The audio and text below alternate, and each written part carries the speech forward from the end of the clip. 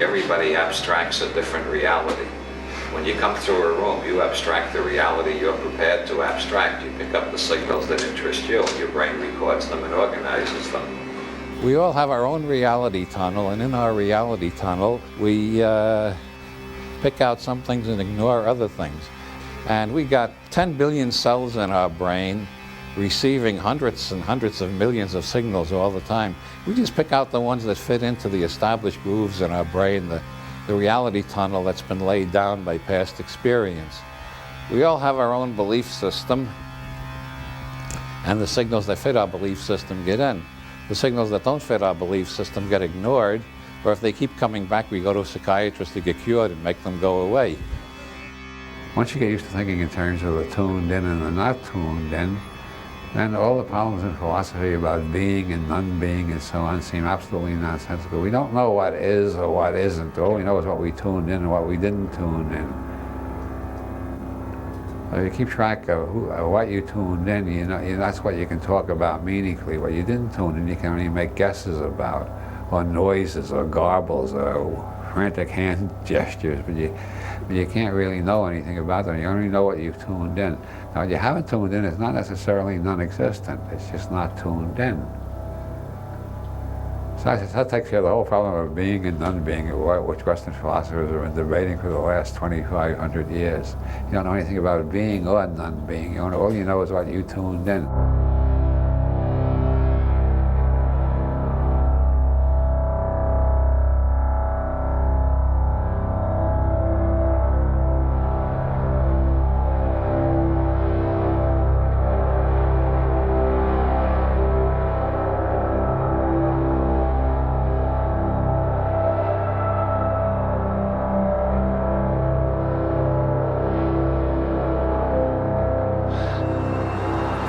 Well, to quote Bucky Fuller, I seem to be a verb. I can't find any constant rough in Anton Wilson. There seems to be a process of change all the time. I'm certainly not the guy I was at 40, and I'm certainly not the kid I was in Catholic school at 7 or 8.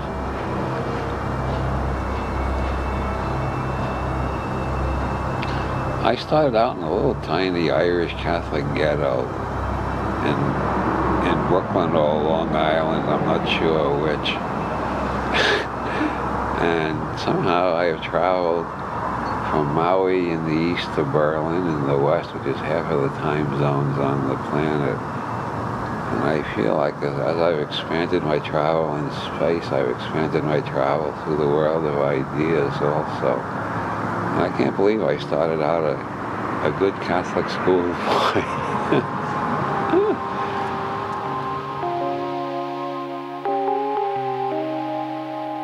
There must have been some good times.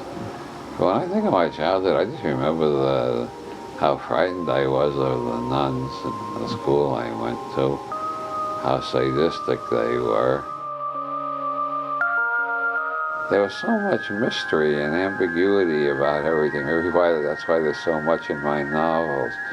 But adults never gave a straight answer to a child about anything.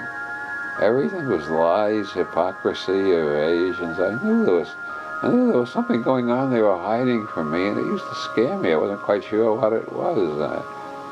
It might have something to do with the Wolfman or the Frankenstein monster. I didn't know what the hell it was. And I didn't trust them at all. At one point, sometime around 7 or 8, they admitted there was no Santa Claus. And as soon as I recovered from the shock, my next thought is, when are they going to admit there's no God? They never did. And I went back to believing in God under the hammering and pounding of the nuns up until I was about 13, I guess. I was a very obedient child. Everybody agrees to that. Everybody I can remember from my childhood. I started rebelling in my teens, and I'm rebelling more every year. I remember, I don't know how old I was, 14, 15, another unbeliever in myself at Brooklyn Tech got into an argument with a student who was still a Catholic. He said, if you really believe what you say, you would have the courage to ask God to strike you dead right now to prove that you believe he doesn't exist. And I got scared for a minute, then I went ahead and did it, and nothing happened, and I felt totally liberated. Fuck you, you're not there after all. That was a great moment of liberation, which I hardly ever recalled until tonight. My God, that was a very important turning point in my life. Here's to the good nuns for telling me what books not to read.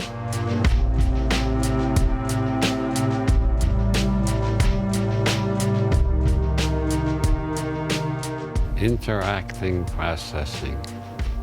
Interacting processing. Interacting processing. Friends, everything Pope Bob does puts things into a perspective, and not just a unique perspective, but the correct perspective! Because it includes all other perspectives. And so, my friends, I'm very happy and proud to present the Carl Sagan of religion, the Jerry Falwell of quantum physics, the Arnold Schwarzenegger of feminism, the Helen Keller of art and music, the Nelson Mandela of white supremacists, the James Joyce of swing set assembly manuals,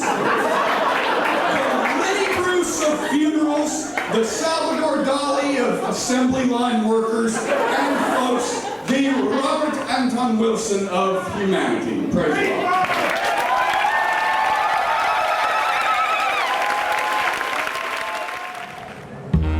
Spectacles, testicles, brandy, cigars, you're all popes. You're all absolutely infallible. I have the authority to appoint anybody a Discordian Pope because I'm a Discordian Pope. The first rule after you become a Discordian Pope is to excommunicate every Discordian Pope you meet. This is based on the basic Discordian principle, we Discordians must stick apart. Discordians don't have dogmas, which are absolute beliefs. We have catmas, which are relative meta-beliefs. And the central Discordian catma is, as I said before, any affirmation is true in some sense, false in some sense, meaningless in some sense, true and false in some sense, true and meaningless in some sense, false and meaningless in some sense, and true and false and meaningless in some sense. And if you repeat this 666 times, you will achieve supreme enlightenment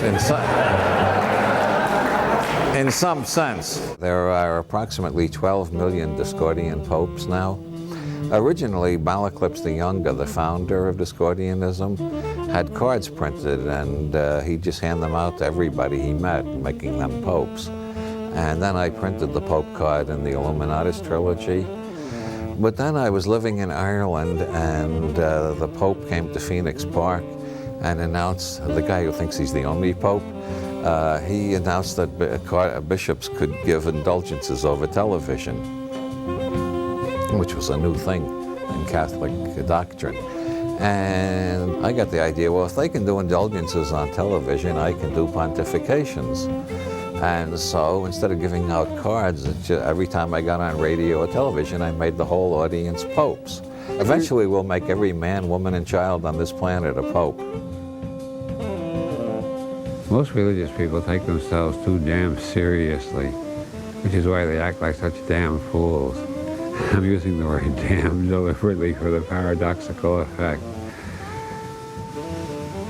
Like I'm also a Buddhist, a Taoist, and a Confucian, as well as a Discordian, a subgenius, and a witch. I will officially announce that everybody in this room is now a Discordian Pope, just like me.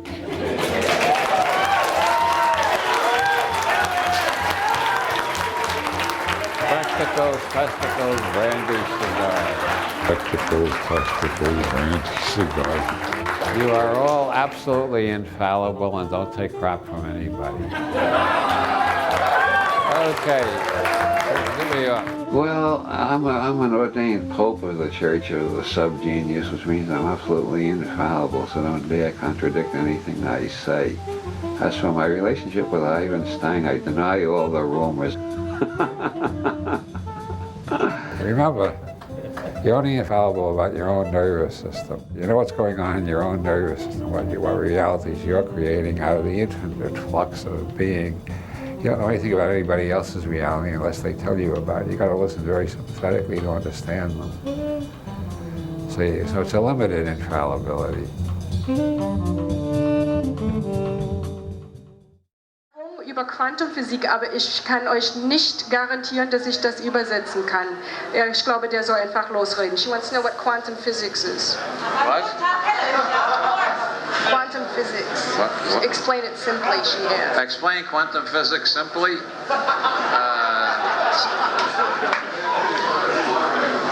When I moved from Los Angeles, I moved into what I thought was Santa Cruz. Then we had something stolen from our car, and we called the police, and it turned out we didn't live in Santa Cruz. We lived in a town called Capitola. The post office thought we lived in Santa Cruz, but the police thought we lived in Capitola. I started investigating this, and a reporter on the local newspaper told me we didn't live in either Santa Cruz or Capitola. We lived in an unincorporated area called Live Oak. Now, quantum mechanics is just like that, except that in the case of Santa Cruz, Capitola, and Live Oak, we don't get too confused because we remember we invented the lines on the map. But quantum physics seems confusing because a lot of people think we didn't invent the lines. So it seems hard to understand how a particle can be in three places at the same time without being anywhere at all. But when you remember that we invented all the boundaries, borders, and lines just like the Berlin Wall, then quantum mechanics is no more mysterious than the fact that I live in three places at the same time. No Chinese raised on I Ching has ever found quantum mechanics puzzling. It's only puzzling to people raised on Aristotelian logic, where things are either A or not A. In the I Ching, things are A and not A at the same time.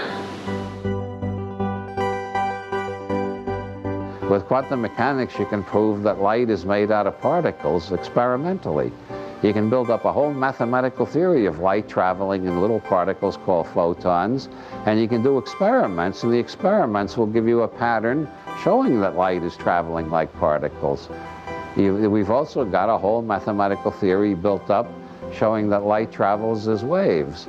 And we've got experiments that will show you that light travels as waves. As one physicist in the 1920s said, it looks as if the damn light is waiting to see how we're going to do the experiment and then deciding which way it's going to travel.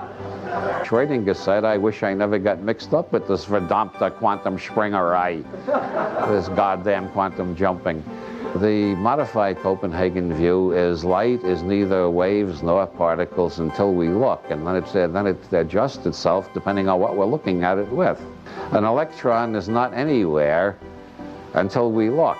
And when we look, the electron decides to be somewhere as long as we're looking. As soon as we stop looking, the electron is everywhere again. Every model we make tells us how our mind works, as much as it tells us about the universe. These are just human symbolic games. Mm-hmm. The universe itself is bigger than any of our models. According to Zen Buddhism and most forms of Buddhism and quantum mechanics, any description of the universe which leaves you out is inaccurate, because any description of the universe is a description of the instrument that you use to take your reading of the universe. And if the only instrument you use was your own nervous system, you got to include your own nervous system in your description of the universe. So, ergo, any model we make does not describe the universe. It describes what our brains are capable of saying at this time.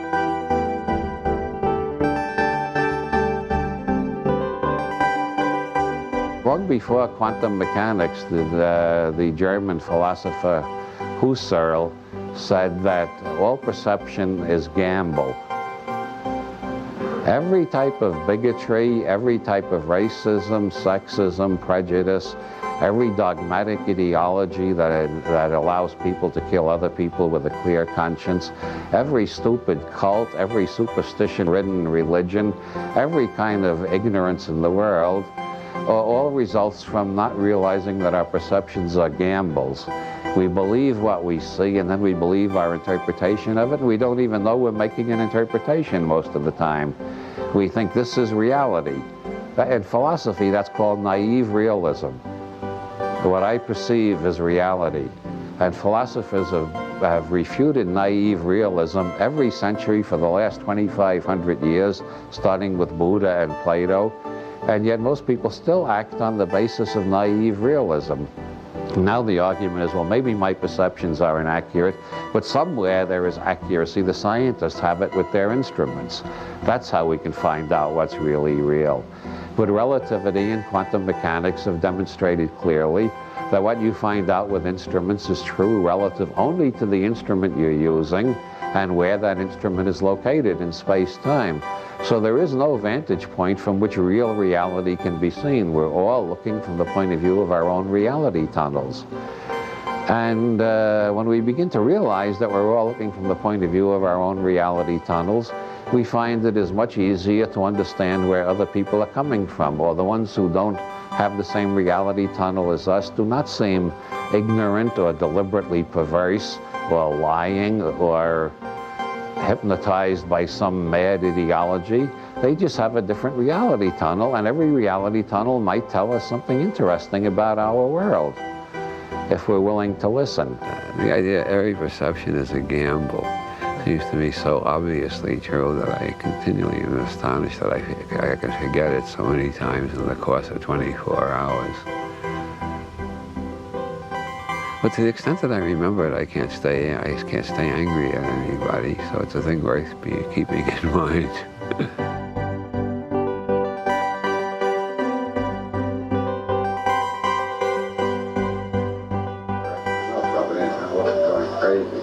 Not just Robert Anton, also experimenting, but also the reality is coming out of Pebble Pilots at the end of the So when you were younger, now that's you now. Probably about 90% of the time, and that's what's wrong with the planet. Oh, yeah, my last birthday seems like a dinosaur. I seem more like a dinosaur myself. Well, you know, we're all rapidly turning into dinosaurs. Sometimes I feel as old as the Mojave Desert. Sometimes I look in the mirror and I think I look like a dead mule. That's only when I first get up in the morning. It was hurt this morning for about an hour after I got up. That's about all. You just took a little bit of muffin in the morning? And I took a little bit of muffin. It hasn't bothered me since. I haven't taken any more muffin.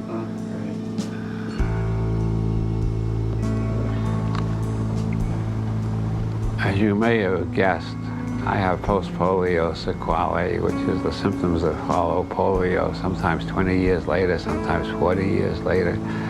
In my case, it took 60 years before they caught up with me.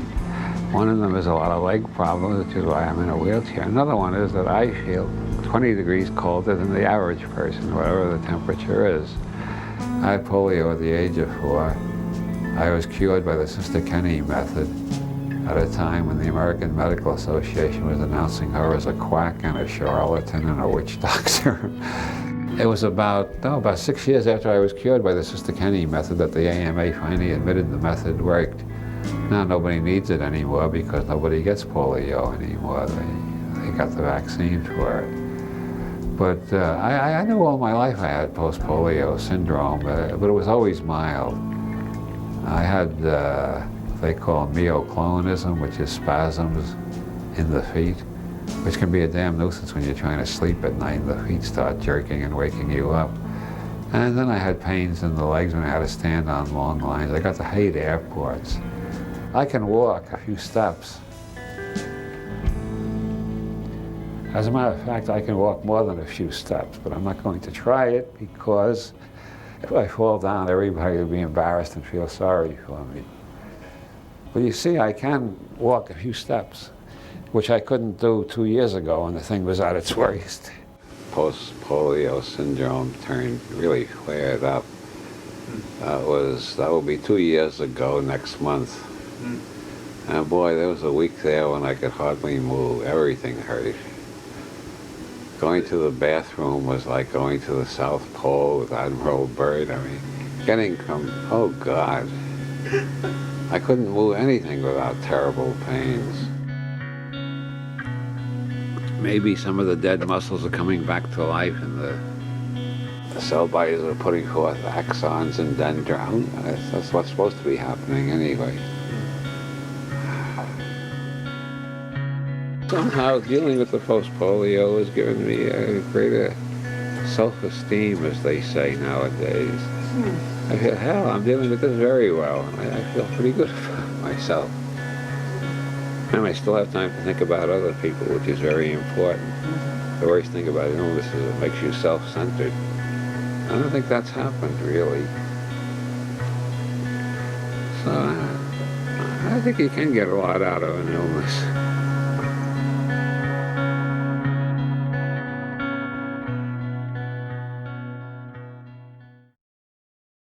Processing interactions, tuning in interactive processes. Processing, interacting is all I ever tune in. I cannot tune in anything but interacting, processing.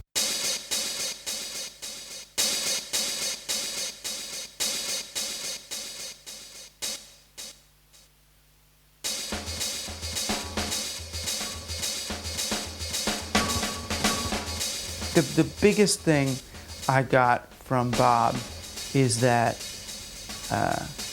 all of our reality constructs are models. You know, all of them are approximations, are metaphors, are allegories for what's going on. And that we live in a world where we are all negotiating. We're negotiating on behalf of our stories. All thought is metaphor. The map is not the territory. Every verbal map we make is a metaphor, but existence is not words, it's not mathematical equations. The universe is much bigger and more complicated than any little map we can make of it. The map is not the territory. The words that describe the map are not the territory. They're even further from the territory. So not only does the map not show all the territory, but the map is a generalization which doesn't fit any particular territory. What I perceive is not what's out there, it's just what I perceive. Blake said in his attack on Newton, the scientist says the sun is a molten rock in the sky.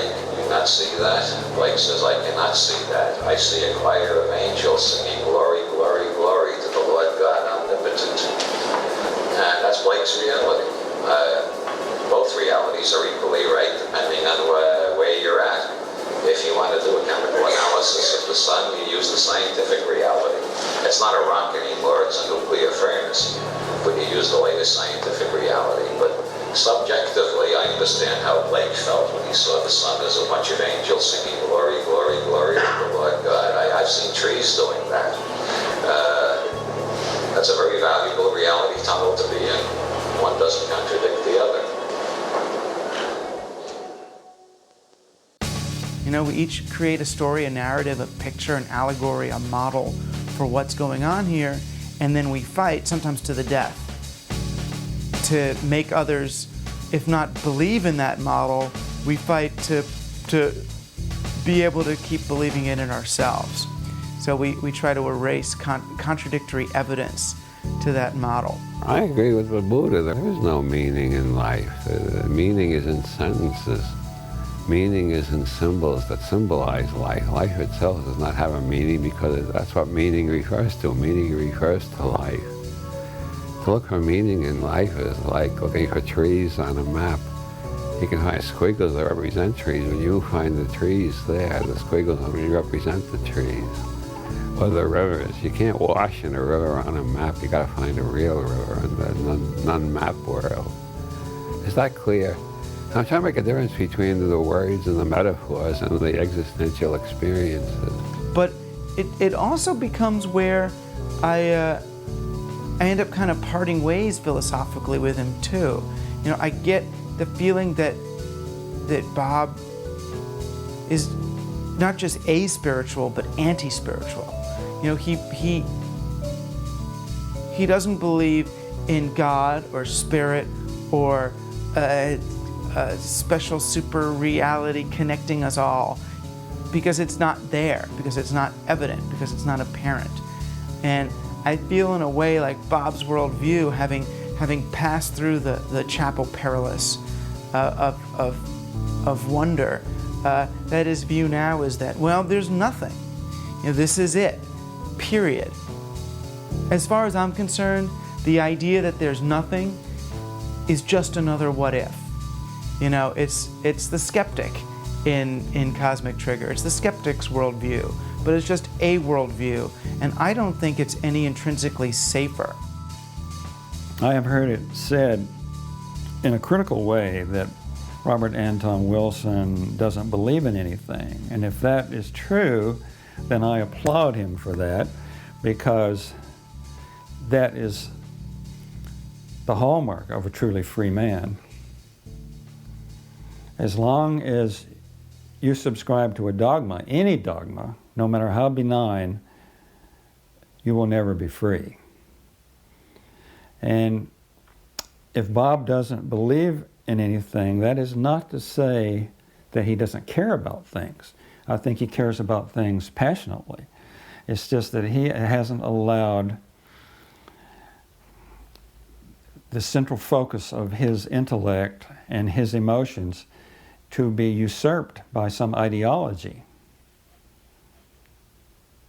But maybe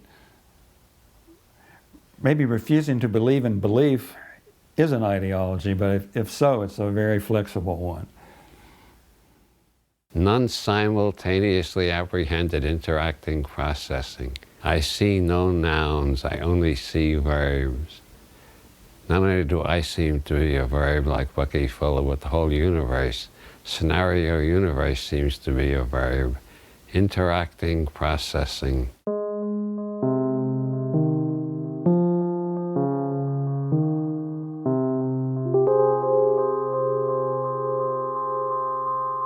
He does not seem to be stricken by polio. It seems to be that that's a happenstance, something that's occurring with the body. But it hasn't dampened his really remarkable spirit. His body, his body's failing. Post-polio is a dramatic and brutal opponent at times. But I believe that he is always looking for a new discovery. And in that, whether it's trying to take fewer steps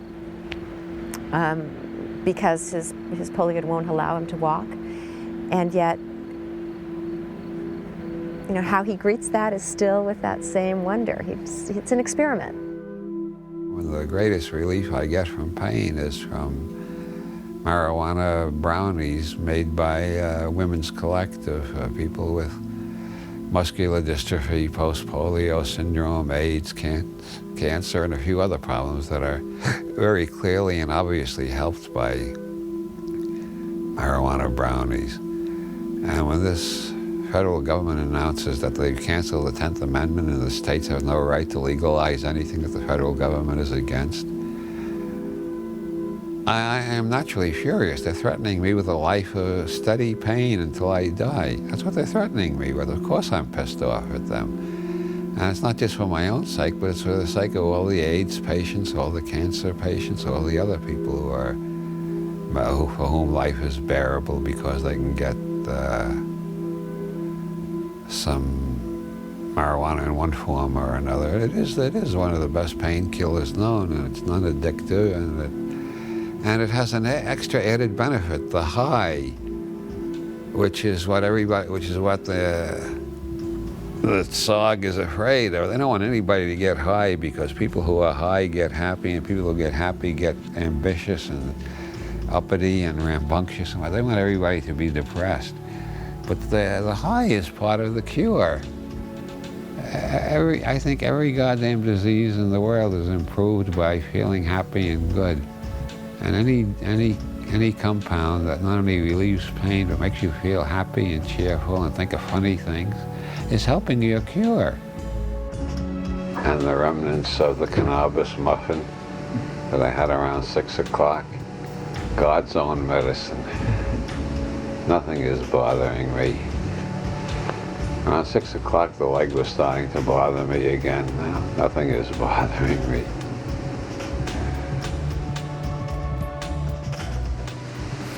Most of today I spent on the couch. Oh, yeah? Listening to the Atmospheres channel. That's New Age music. I don't know why. Sometimes I listen to light classical. But today I was in the mood for Atmospheres. I was doing visualizations. Oh, yeah? Yeah, I was trying to, as the music, following the rhythm of the music, I had light flowing up through my body, trying to cure the pain in the leg. Between that and the muffins, I finally got rid of the pain, but it took a long time.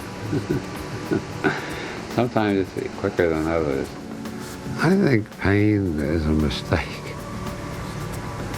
If I had been around at the creation, I would have had a lot of helpful suggestions, as Mencken said. And I would have said, we don't need pain. Just put a little neon light on there. I had the lights up and said, see a doctor. And their friend said, hey, your sign is on, go see a doctor. You don't need pain to tell you.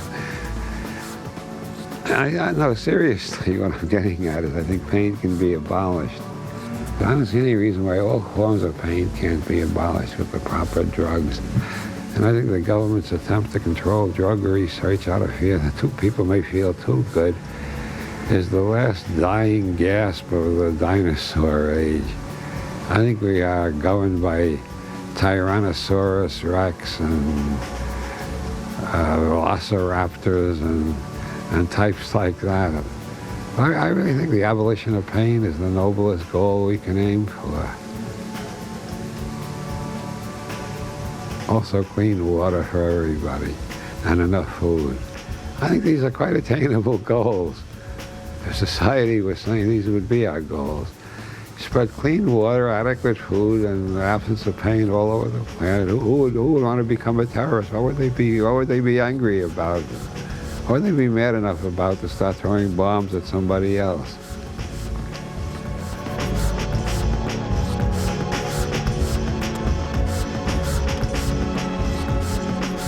What about the iron triangle? It's rather inconspicuous, and I just want to point out how often the eye in the triangle is there. It pops up frequently, and this, of course, is the symbol of the Illuminati, the alleged secret society that controls the whole world, according to a lot of occult theories. And you'll find it on the back of your dollar bill, too. It's great to see all your faces out there, ladies, gentlemen, and narcs.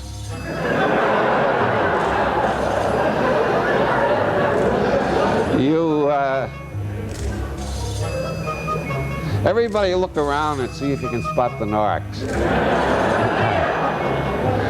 They're the ones who look like hippies.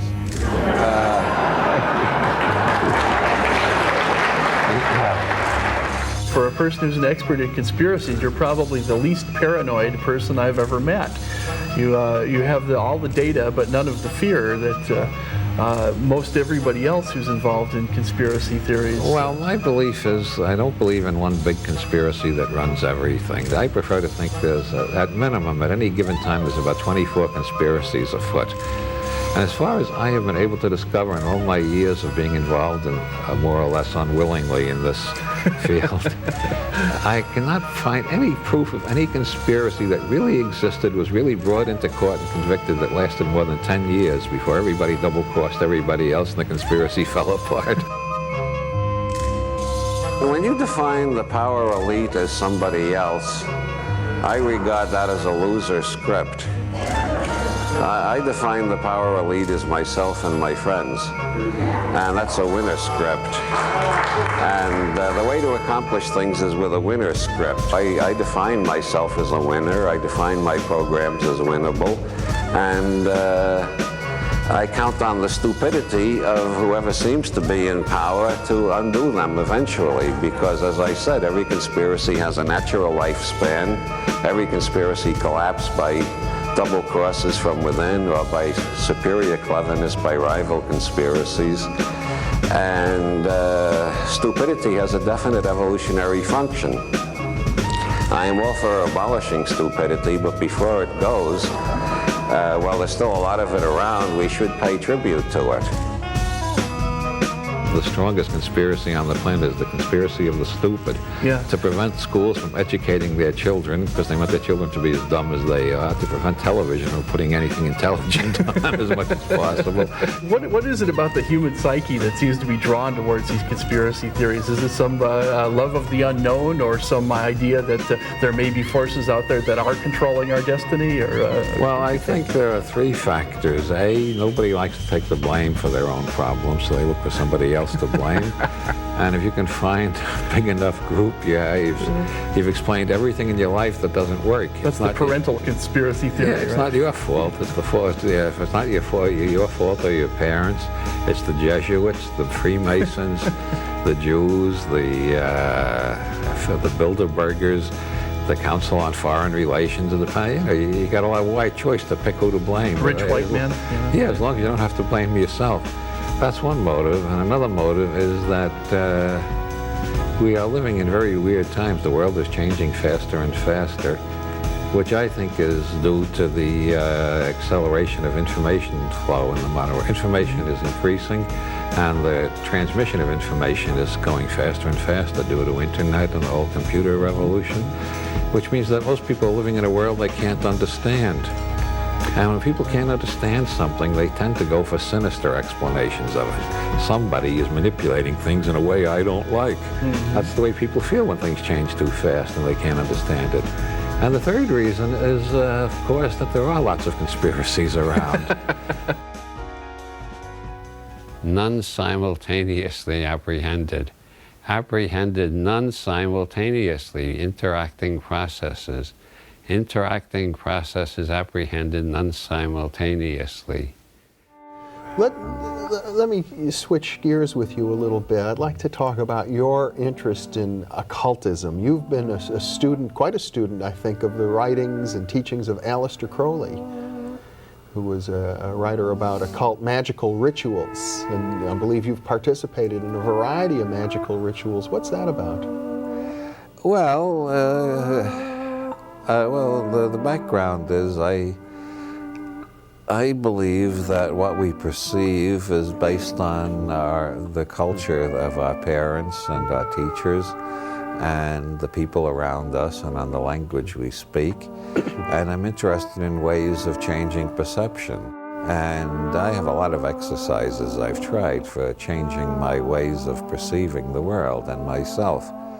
Crowley's system of magic is a system of fucking with your brain until the impossible becomes possible, and you get out of your imprinted reality tunnel into an infinity of mirrors where anything is possible. I think the major thing you can learn from Crowley is how to change your focus and look through different grids, different reality tunnels, as Leary would say.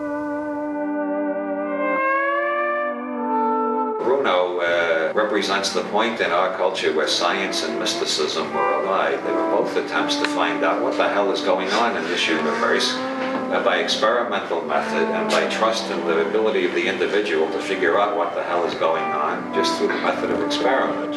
And anyway, that's the background is experiments on altering consciousness and perceived reality tunnels. In Bruno's day, it was the three terms were divided up differently. You had science and mysticism on one side and religion on the other side. Science and mysticism were allied in their struggle against religion.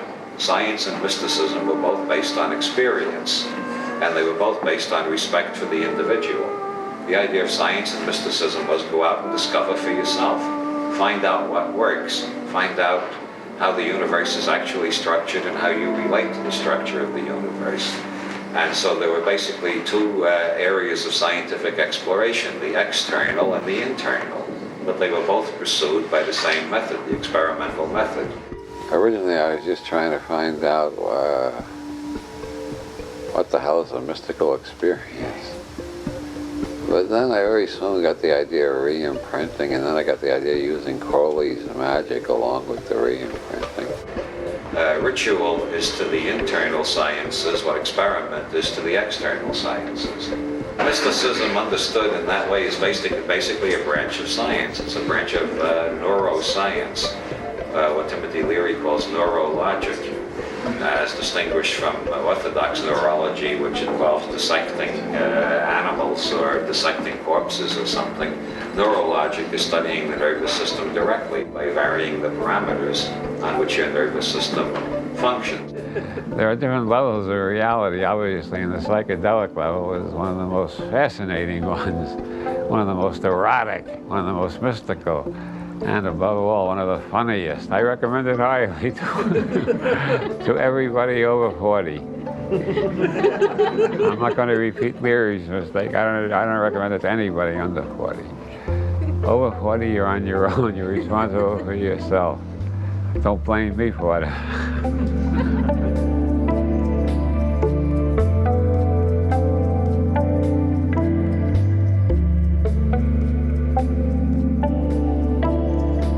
The name Are You Serious comes from directly from Robert Anton Wilson, actually, the book Cosmic Trigger, in which he goes into the serious mysteries. It's also, I mean, one of the great books for just raising your level of clarity and intelligence and psychedelic humor and everything you could possibly want from a book. Cosmic Trigger was the mother lode. Those of you who have read my book, Cosmic Trigger, know, a lot of you. Well, hey, that's very flattering. You all know what happened on July 23rd, 1973. That was the day I achieved contact with an extraterrestrial from Sirius, or started hallucinating like mad, depending on which way you want to look at it. I have varied between both theories over the years. But I just found out recently, since I'm a student of synchronicity, this one really struck me. July 23rd, 1973 was also the birthday of Monica Lewinsky. Around 1973, I became convinced for a while that I was receiving messages from outer space. But then a psychic reader told me I was actually channeling an ancient Chinese philosopher. And another psychic reader told me I was channeling a medieval Irish bard. And at that time, I started reading neurology, and I decided it was just my right brain talking to my left brain. And then I went to Ireland, and I found out it was actually a 6-foot-tall white rabbit. They call it the puka, and the Irish know all about it. So it depends on who I'm talking to, which of these metaphors I use to explain where these weird patterns come from that jump out of the books and take hold of the readers and change their lives. It's not me, it's a 6-foot-tall white rabbit from County Kerry. Well, looking back, I accept that metaphor as pretty accurate. All writers are channelers in some sense. Faulkner talked about the demon that dictated his books to him.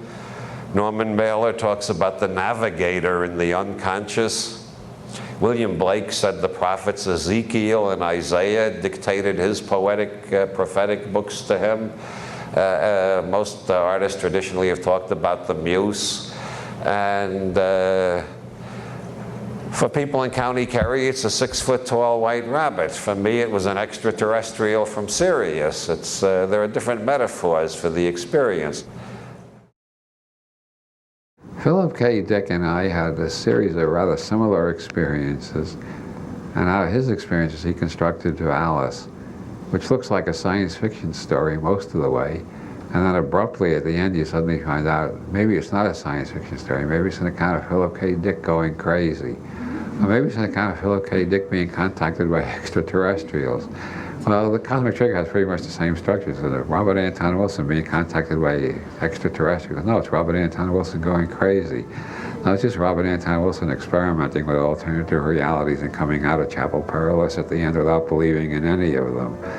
The structures are very similar because they were based on very similar experiences.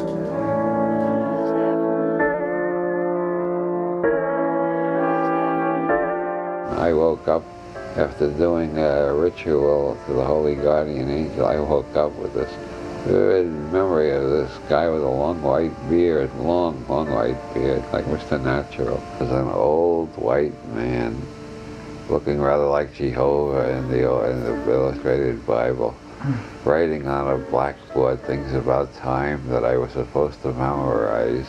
Sirius is very important to you. And I went to the town library and looked up Sirius and all the astronomy books. And I found out July 23rd is the day when Sirius seems to rise behind the sun as seen from Egypt in the beginning of what they call the dog days. Why did I have that dream on the day connected with Sirius? What had I invoked?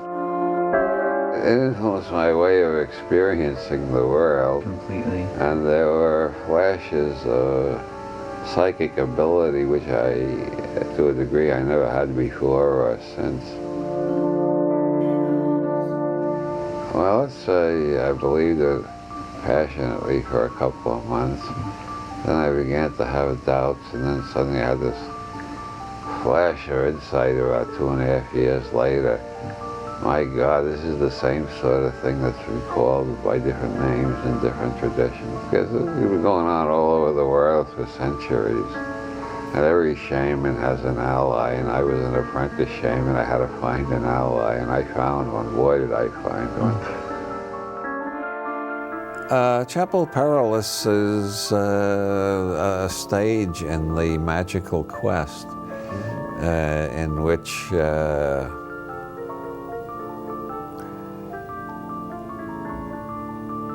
maps turn out to be totally inadequate for the territory, and you're completely lost.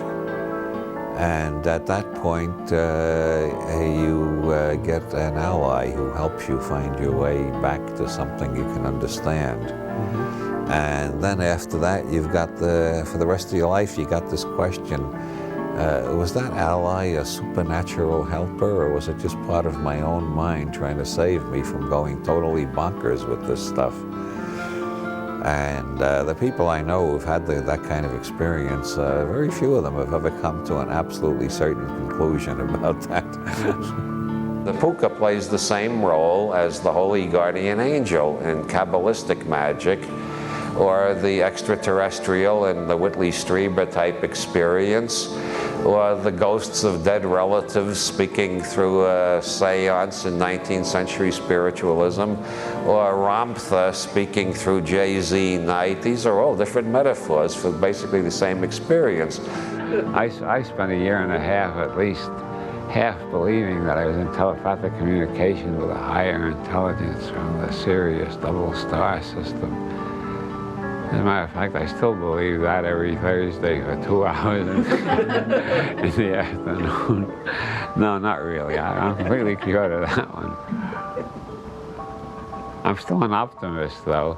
In the age of George Bush, that's roughly equivalent to thinking you're talking to intelligent dogs.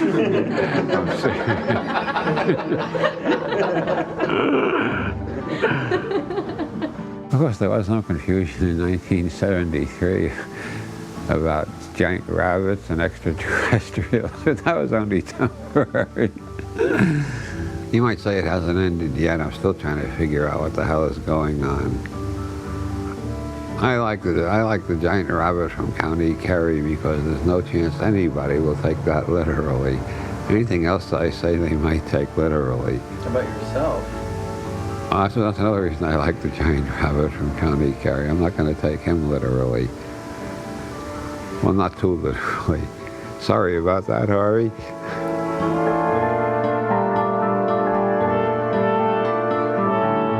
My cosmic schmuck principle holds that if you occasionally notice that you've been thinking or acting like a cosmic schmuck, you will become less of a cosmic schmuck.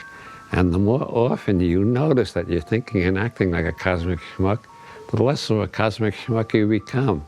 On the other hand, if you never, never, never suspect you might be thinking or acting like a cosmic schmuck, you will remain a cosmic schmuck for the rest of your life.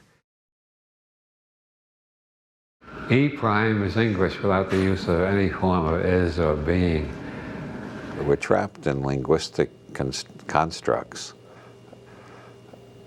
All that is metaphor. I believe somebody said that before me. I've decided we can't get beyond words. What we got to do is get more cynical about our words. You'll find that by dispensing with is and trying to reformulate without is, you just naturally fall into the kind of expression which is considered acceptable in modern science. Also, it's the type of consciousness that Zen Buddhism tries to induce. Using E prime, you will understand modern science and Zen Buddhism both a lot better than you've ever understood them before. Martin Gardner has written a long essay proving that to think like this will destroy your mind. I think it adds tremendously to clarity. I am removing the is from my writing more and more. Removing it from your speech is even harder. Instead of thinking the grass is green, to think the grass appears green to me. And this saves me a lot of time, by the way. I don't get embroiled in arguments like Beethoven is better than Mozart, or rock is better than soul. I define such things as meaningless. And so people get into arguments like that. I just say, well, Beethoven seems better to me than Mozart most of the time. But I don't say Beethoven is better than Mozart. I return to E prime in my thinking whenever I find myself getting angry at somebody or feeling depressed or hopeless or having negative emotional states in general. Once you put them in, and once you take out all the is's out of all your negative statements, you find out they're all relative to how you feel at the moment. People would, by and large, act a hell of a lot more sanely, and especially if they, when they got rid of is, they put maybe in more sentences. I think if everybody used maybe more often, the increase in general sanity would be absolutely, it would seem absolutely astonishing and completely flabbergasted everybody. What the hell is this? We suddenly got a planet full of sane people? When did that start to happen? I didn't even notice it. You just listen to the craziest people on the news and on television, or the craziest columnists in the newspapers. You notice they never say maybe. They're always quite sure, and they always know is. And they never say seems. They always say is. I'm continually astonished at all the people in the world who think they have the answer to everything. None of them ever suspect they might be cosmic schmucks and have the wrong answer. And I find that the only explanation that makes sense to me is in Korzybski's Science and Sanity. These people don't know how to use language properly. They're using language in an overly dogmatic way, which sets their brain into overly dogmatic modes. So they think dogmatically, they perceive dogmatically, they even smell dogmatically, they hear dogmatically. They're locked in a trap of fixed neurosemantic circuits in their brains. Whereas knowing I'm a cosmic schmuck, I always think of at least 5 alternatives. When people start arguing about words, they're mostly arguing about whether the words that they apply to the objects they have created out of the infinity of possible objects that could be put together. They've picked up a few of them, then they put words on them, then they quarrel about the words. And if these people get to the stage where they're willing to kill one another over the words, they should be put in a nice quiet home in the country with kindly doctors and beautiful nurses and good sedatives. But generally they end up in government mansions and start bombing one another. Or they lead religious crusades for the true faith and kill one another with swords or some such thing.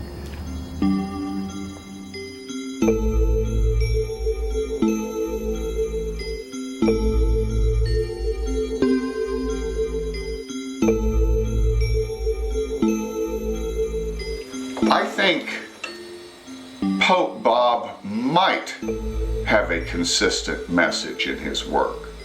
Does he have a consistent message? Maybe. Maybe that's the message. Nothing is truly consistent. There are no absolute yeses or absolute nos. There are probabilities and strong maybes and weak maybes. But maybe if we all said maybe more often, the world might be a saner place. Pope Bob has certainly been able to weave a certain magical spell using nothing but logic. And what is logic, you ask? Why, nothing but magic. As Ezra Pound writes in one of the latter cantos, the water bug's mittens show on the bright rock below him. Duh, interaction. You don't have the water bug's mittens on the bright rock without the water bug, the rock, and the sun to cast a shadow. And of course you need a planet that will produce a water bug and a rock, and you need human eyes to see it all. That's Tao De, interacting processing. One of the introductory koans in Zen Buddhism. Who is the great magician who makes the grass green? Hope is the master who makes the grass green, who creates every reality and experience. The word yoga means union. Yoga comes from the same root as the English yoke, two things hitched together. And you need a human brain. Dogs see grass differently. Afterward, you need a human brain and you need the grass hitched together to make the yoga, which we call the greenness of the grass. Now, everybody thinks it's very hard to be a mystic. You got to go through a hell of a lot of effort to realize your union with everything. But actually, you're experiencing your union with everything all the time. Otherwise, you wouldn't be experiencing anything. You make the grass green. You make your highs and you make your lows. But you don't do it alone. You're making it out of your union with the universe. And so everything is a coincidence of contraries. It's a coincidence of you being there and the universe being there. And everything is one at the same time, because there's no green without the grass and there's no green without you. So the greenness is a transaction that ties you and the grass together. There's an infinite expanse of signals flooding into our nervous systems and being processed by our higher neural centers in the brain. We're all organizing and orchestrating it according to our own particular life history, our genetic background, our early imprints, our conditioning, our learning, and any re-imprinting techniques we may have learned since then. So we're all living in different worlds. It's astonishing that we can communicate at all. But you are the co-creator of the sights you see, the sounds you hear, and your general impression of the universe. Our experience is generated by us. We're not generating it out of nothing, but we are generating it. We are creating the reality tunnel we're experiencing from moment to moment. So there's a total unity between you and the universe, whether you're aware of it or not. The universe you live in is your creation. But you're not doing it consciously. When you have seen the one who makes the grass green, it's like meeting your own father in a crowd. You'll have no doubt whatsoever.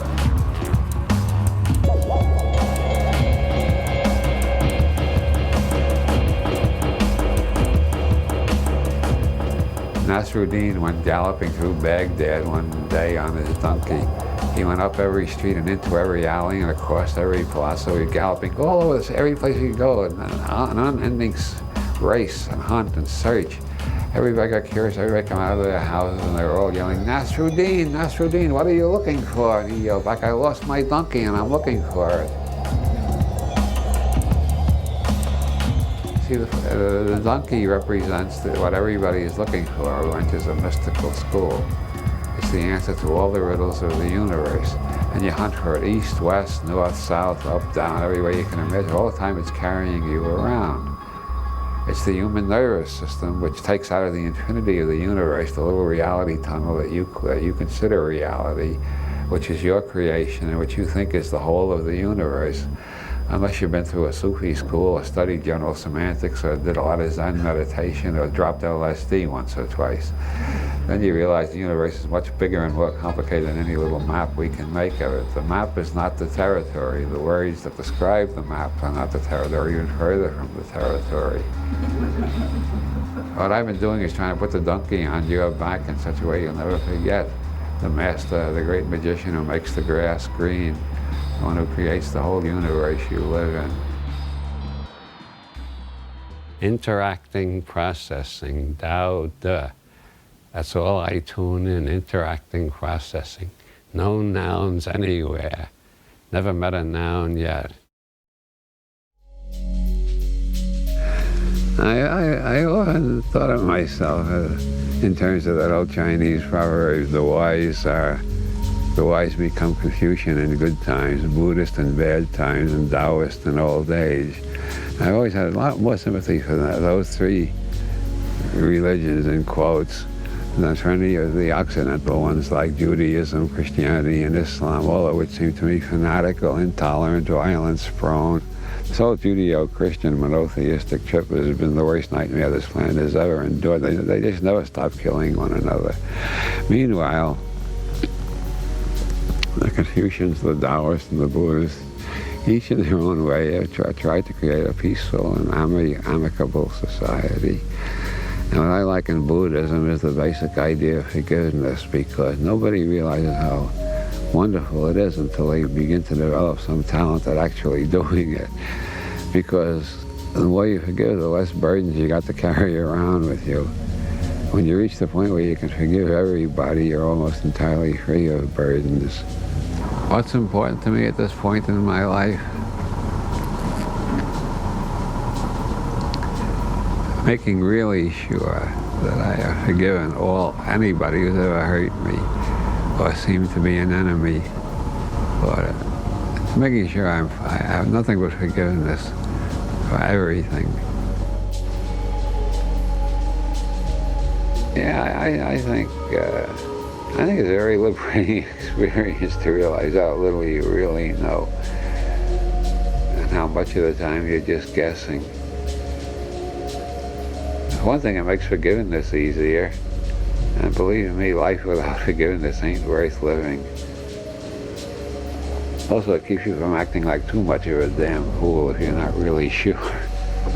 People who are really sure all act like damn fools at least half of the time. Maybe more than that. I haven't really studied the matter that closely. I'll have to think some more about that. How often does being sure about everything make you act like a damn fool? Probably about 90% of the time, and that's what's wrong with the planet. I am now going to commit a federal crime. You want to see a federal crime committed? This is a pain pill provided by the Women's Alliance for Medical Marijuana. It keeps my legs from hurting me too much.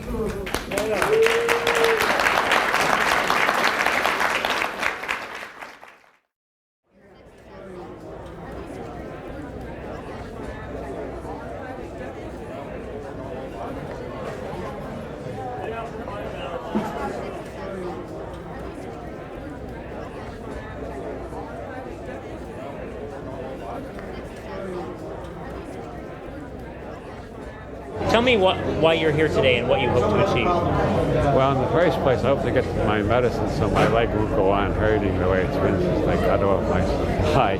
That is the most important, immediate, existential fact. I am in pain. I want medicine. The second reason I'm here is I happen to believe in states' rights. I believe in the 10th Amendment, which most people have never heard of. If you look in the back of your dictionary, you find a document called the U.S. Constitution.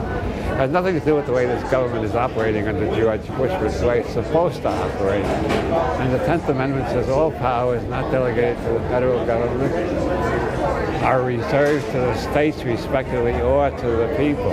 Now the state of California and the people of California are behind me. The federal government has no right to condemn me to a life of constant pain, which is what they're trying to do. I don't know what kind of sadistic son of a bitch George Bush is, why he wants to leave people in pain like this, but I don't approve of it, I don't like it, and I'm ready to fight for my right to be free of pain. If you're going to be in pain most of the day, you're not going to enjoy your life much. And George Bush insists that God has appointed him to ensure that I spend the rest of my life in pain without any relief. And I say, fuck you, George Bush, you should have these pains in your goddamn life. I know it doesn't sound very, I'm a Buddhist most of the time, but today I'm too angry to be a Buddhist. I'll get back to being a Buddhist tomorrow. Anything else you want to add? Any final thoughts today? Yeah, I'm sorry for my bitterness against George Bush. He is equally empty, equally blessed, and equally a coming Buddha. The trouble is the asshole doesn't know it. Okay. I'd like to introduce Robert Anton Wilson, 72, who has post-polio syndrome. That can speak.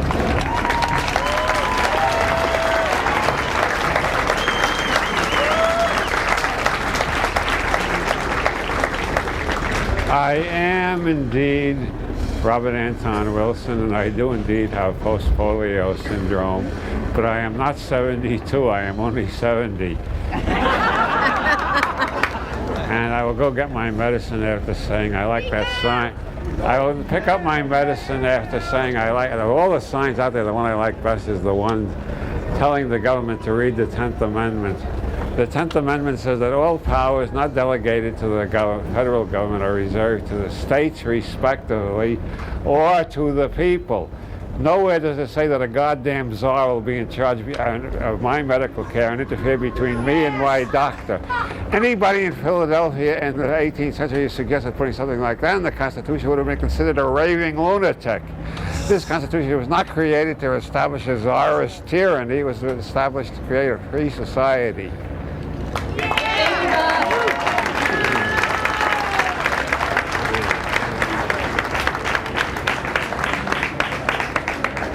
Now I'd like to introduce Wayne Meyer.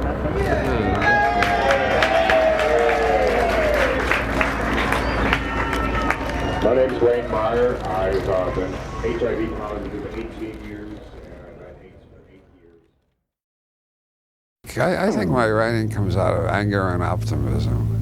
Anger at the stupid, maniacal, or corrupt crowd that's running the world at present, and optimistic about the opportunities that are so real.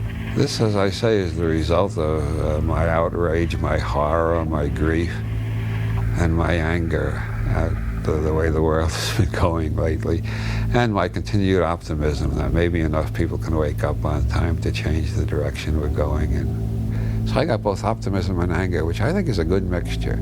It keeps me busy anyway. I have a lot of hope. I may be the last optimist left on the planet for all I know. But at the same time, I see really terrible problems and injustices and violence all over the place. I just think we're heading for a point at which that will no longer be viable. Somehow we're going to have to find a more decent form of society if we're going to survive at all. You can only write about what has impinged upon your nervous system strongly enough to leave a powerful imprint. And when I was 12 years old, they opened the Nazi annihilation camps. I think it's a very vulnerable age for imprints. I grew up feeling I was living in a race of monsters. And I've lived all through the Cold War, the Vietnam War, and a lot of other tragedies, personal and otherwise. And I can't write fiction without violence in it because violence is so much part of the world I've lived in. It's obvious they're getting closer and closer to the edge where they can cure anything. Meanwhile, the world is moving closer and closer to the edge where they can kill us all. It's very interesting. Science is going in one direction and the politics is going in the other. I'm still an optimist. I think eventually people give up doing stupid things. It's like walking into a wall over and over. Eventually you start looking for the door and you do something intelligent. The human race has to do something intelligent in the next 10 to 20 years, and it just can't go on screwing up everything. We're living among infinite possibilities, and the prevalent philosophies of postmodernist pessimism that come out of the universities are really a major tragedy. The opportunities for progress and change of a positive nature are absolutely tremendous. And anybody who tells you that we're running out of resources, we're in a terrible mess, they're idiots. We can't run out of resources. Resources exist when the human mind sees how to use something. To say we're running out of resources is like saying we're running out of brain cells. I don't know why so many people spend so much time in a pessimistic reality tunnel. It's a miserable place to live.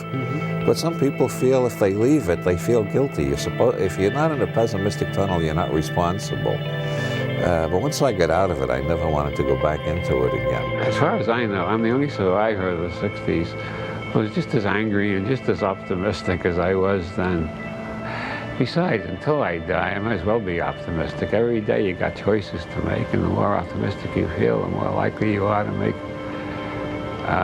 charitable and kindly choices rather than angry and bitter ones.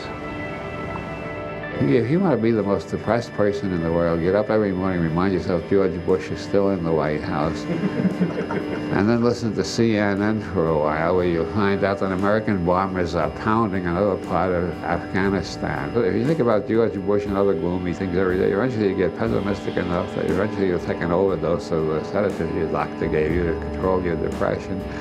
Then you'll be out of it. The main rule is do it every day. Want to become a concert pianist? Do it every day. Want to be a writer? Do it every day. Want to become depressed? Think of depressing thoughts every day. Want to become an optimist? Think of cheerful thoughts every day. Do it every day. I think over the course of my life, I have evolved from a basically rational person to a basically intuitive person without completely losing my reason, I hope. And intuitive people do tend to live in the future. I don't believe in golden ages. I don't believe in the past. But I think a golden age is possible in the future, and why not try for it?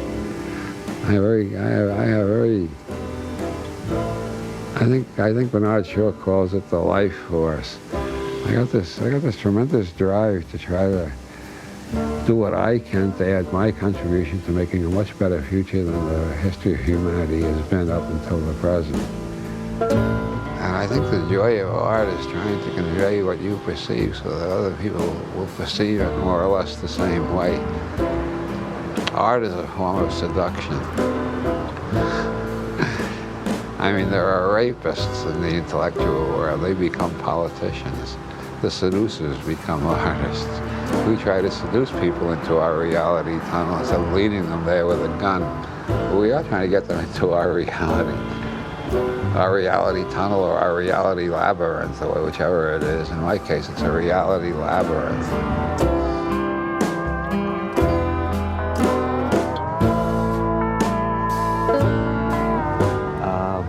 Bob is a wise man, and that's the way he is in person, and that's the way he is in his writings, and that's the way he is on stage. At events where Bob was a speaker, and I've just seen people come up to him and be grateful to him for having awakened them. I think he has served the purpose of being an alarm clock to people's psyches, and they appreciate that because the whole culture seems to be aimed at lulling them to sleep. And so a human alarm clock is a very welcome sound and sight.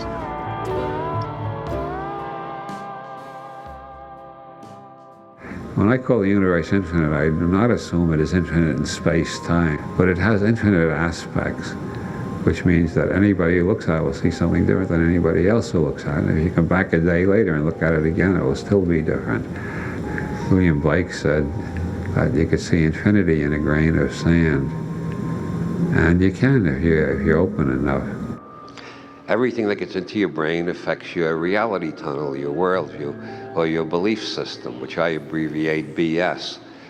The three major things I've been trying to teach in all of my books is never believe fully in anybody else's BS. I don't care if it's Roger Nish, the Pope, L. Ron Hubbard, George Bush, or I don't care who it is. Don't swallow all their belief system totally. Don't accept all of their bullshit, all their BS. The second rule is like unto the first. Don't believe totally in your own BS, which means that, as Bucky Fuller said, the universe consists of non-simultaneously apprehended events. We're using an is, unfortunately. Universe is non-simultaneously apprehended. What? Non-simultaneously. Universe is non-simultaneously apprehended. What? The universe consists of non-simultaneously apprehended events, which means any belief system or reality tunnel you've got right now is going to have to be revised and updated as you continue to apprehend new events later in time, not simultaneously. You can't apprehend, you can't comprehend, you can't perceive, you can't understand the whole universe at once. That requires some thought and some repetition. Universe is non-simultaneously apprehended. As we go through our lives, minute by minute, second by second, day by day, we're never perceiving the same universe that we perceived before. If we are, it's because we stopped paying attention. That's why you get bored, you're not paying attention. We can't apprehend the whole universe right now, the past, present, and future, and all space-time. How it takes 9 years for signals to get here from Sirius even. Think how long it would take to get here from the other end from the furthest galaxy. So, you know, in terms of general relativity, it's not the same time everywhere, so the universe is non-simultaneously apprehended. But that means that our knowledge at any particular time is knowledge of part of the universe. Tomorrow we'll know more, maybe not much more, maybe a lot more, who knows. I might turn on CNN tomorrow morning and find the greatest scientific discovery of the last 5 million years has just been announced. Now, who knows? And then again, it may take 20 years for the breakthrough of that magnitude, but Scenario universe is none simultaneously apprehended, which is why we need maybe logic. Our maps of the universe, our ideas should be changing all the time, too. People who claim, I've got the truth, just don't realize. They think they have comprehended the whole universe simultaneously. It can't be done. All they've comprehended is part of it. They haven't comprehended everything up to date either, because most of them don't know everything that happens up to date. I don't know everything that happens up until this date, and the people who are most sure of themselves know even less than I do in most cases, which means they're really dumb. This is the natural functioning of the human brain. It's the way children's brains perform before they're wrecked by the school system. It's the way the minds of all great scientists and artists work. But once you have a belief system, everything that comes in either gets ignored if it doesn't fit the belief system, or it gets distorted enough so that it can fit into the belief system. You got to be continually revising your map of the world, or you'll lose more and more contact with reality. Anybody who has a belief system which covers the whole universe, that would be the Roman Catholics, Orthodox Islam, the Scientologists, PsyCop, the Marxists, the Objectivists, and most of the assholes you meet on the street. What has happened is their brain has stopped receiving new signals. Or to the extent that new signals do get in, they all have to be edited to fit into the belief system. Now, I've shown you can't say all about anything. You can't say all about the universe. You can't know all about this room. You can't know all about this. And if we think we know ourselves, what you really are is totally unknown, and by definition, infinite. Because you can't experience all of it at one time, and you can never know it all at one time. Every day you can find new aspects to yourself if you allow yourself to change and grow. And the best way to allow yourself to change and grow is to realize how little you know and pay more attention to what's going on around you. 3 years ago, I couldn't get off the couch. A few months ago, I could walk 3 paces. I will now walk the whole length of the apartment without falling down, I hope. If I fall down, promise me you won't cut it and reshoot it. I want the audience to see the truth of what optimism can do. Hooray for the optimists! The end. You know, like that. No, that's just followed by the walk.